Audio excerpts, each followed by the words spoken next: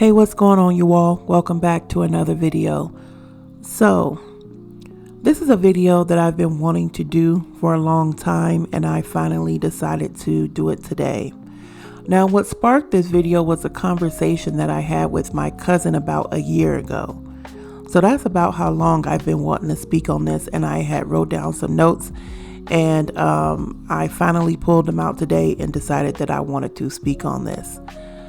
So when I was speaking to my cousin, she was talking about, a situation that she was in, and she said, I get tired of being the bigger person.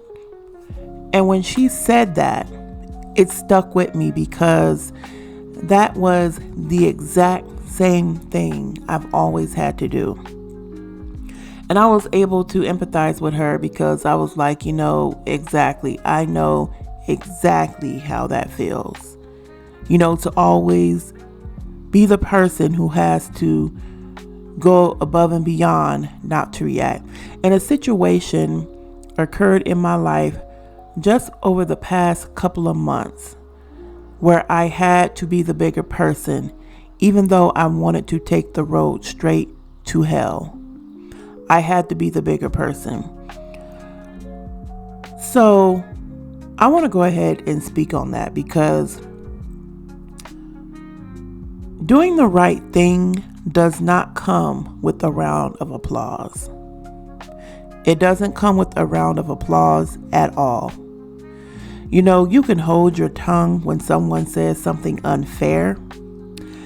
You can choose peace instead of drama. And you can forgive someone who has never apologized to you. And somehow nobody seems to notice. And that's the strange part about being human, because the right thing is often the quiet thing. I had someone recently, and I won't go into details, but I had someone recently who every time they would text me or email me, they just had an attitude. And I had done nothing to this person at all. I had done nothing to this person. And this was like a professional type relationship. But I had done nothing to them. And every single time they interacted with me, it had this tone to it that I tried to let go multiple times.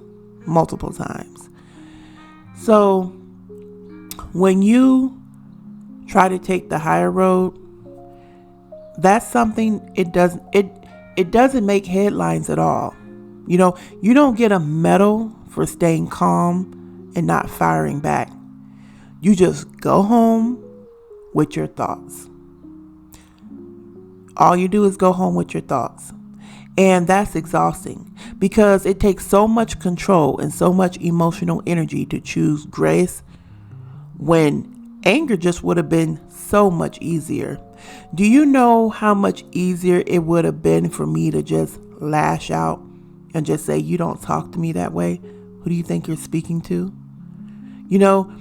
But most people don't see what that costs you. They only see the calm version of you. Okay, they don't see the storm that you have to keep silencing. And when I thought about it, I came to this conclusion, and this is just my opinion. The world notices what's loud. People react to drama. They react to chaos. They love spectacles. You know what I mean? But just doing the right thing, that's very subtle. It's invisible. It doesn't leave like this big mess behind, so people tend to walk right by it. And when you're someone who constantly has to do the right thing because you may be like in a certain position, like for me, I was in a position, I don't want to say above this person, but I was in a position where, I was in control of this business type professional relationship. So, I had to keep being the mature one. And then the crazy thing is that, in situations like this, whether you're at work or, the office, it don't matter. After you silence that storm inside of you, people always want to say, oh my God, you're so mature. You're so patient. You're so understanding. Like, you handled that so well. But no one steps in to defend you when they see it going down. And you can almost sometimes look around and see their eyes light up like they're watching a movie. And when you absorb all of the drama instead of reacting, then that's when they finally say, you handled that. You just handled that so well. And then the small part of you, because you still got that storm inside of you, the small part of you says, well, why didn't you help? You want to say to them, why didn't you say something? Like, you saw me dealing with that. Why didn't you step up? But then you have to remind yourself they had nothing to do with it. It would have been nice, yes, but it's not on them. And it's not that you're naturally calm. It's that you choose it. You have to choose to be calm every single time. You have to talk yourself down in your mind. You have to let things, go that still sting. Because the way that person was speaking to me, even now, it stings. And I think it stings because, I chose to let it go, even though I felt they didn't deserve it. That's what stings. You know what I mean? So you have to do that, not necessarily for them, unless it's something I had to learn, but you have to do it so that it goes away for your own peace a lot of times. And that can still drain you. And honestly, our culture doesn't really reward like quiet decency. You know what I mean? Like that quiet decency. Tell me when you all have really seen that rewarded as opposed to rewarding a spectacle. The big comeback, the clap back. You know what I'm saying? That public transformation, that gets rewarded. And this is just my opinion. It gets rewarded. And the truth is, like, sometimes strength looks like nothing. Sometimes it looks like nothing. And it's that moment where you choose silence over revenge. And it's in the text that you never send. Because I don't know how many times, me personally, I have wanted to send a long text. And I thought about it and I deleted everything.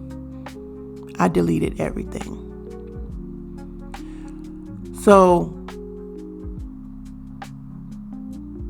I personally feel sometimes that doesn't trend. You know what I mean? So I had to realize that the real reward for taking the higher road a lot of times is internal.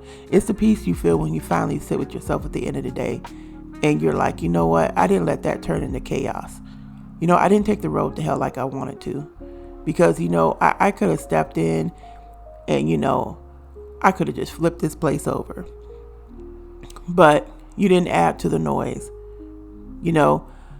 and I also had to realize something, and I wrote this down. Peace doesn't always feel peaceful right away, right? It does not always feel peaceful right away. Sometimes it feels lonely. Sometimes it feels unfair. It definitely feels unfair. I'm not going to lie. It feels hella unfair. And it feels like you're the only one doing all the emotional labor, and maybe you are, but I had to realize that that doesn't necessarily make you weak, because in those moments you do feel weak. You have to take that weakness and say, you know what? It just means I'm awake. It just means I'm processing this. And here's the other part that people don't really talk about.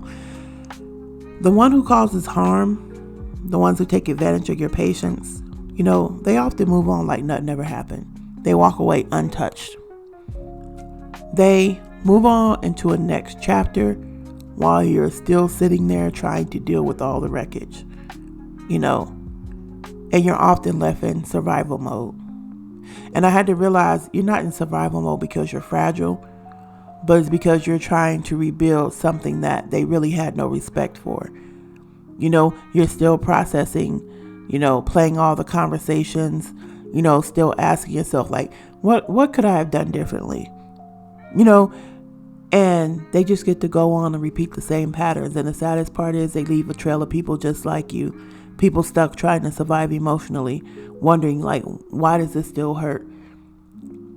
And it becomes like an invisible chain of exhaustion. It really does.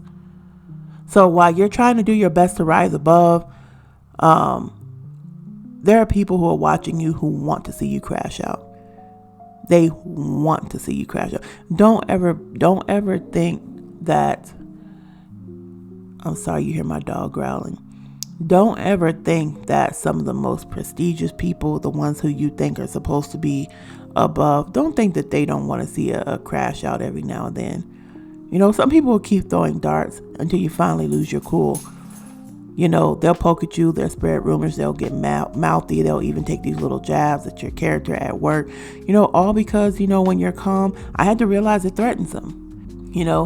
People often enjoy seeing people break, especially when it's someone who's trying to take the high road, especially when it's you.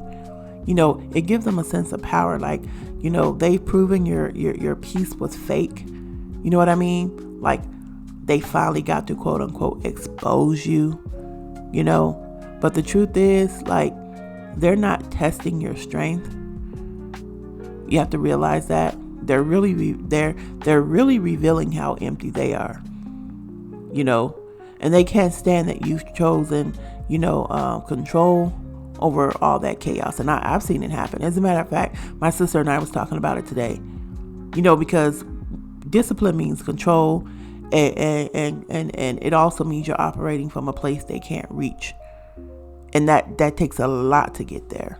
Trust me, it takes a lot to get there. You know what I mean?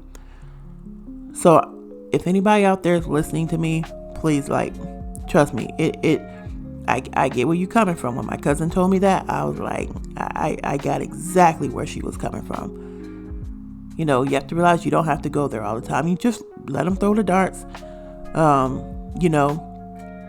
and just remain unaffected, unbothered as much as you possibly can.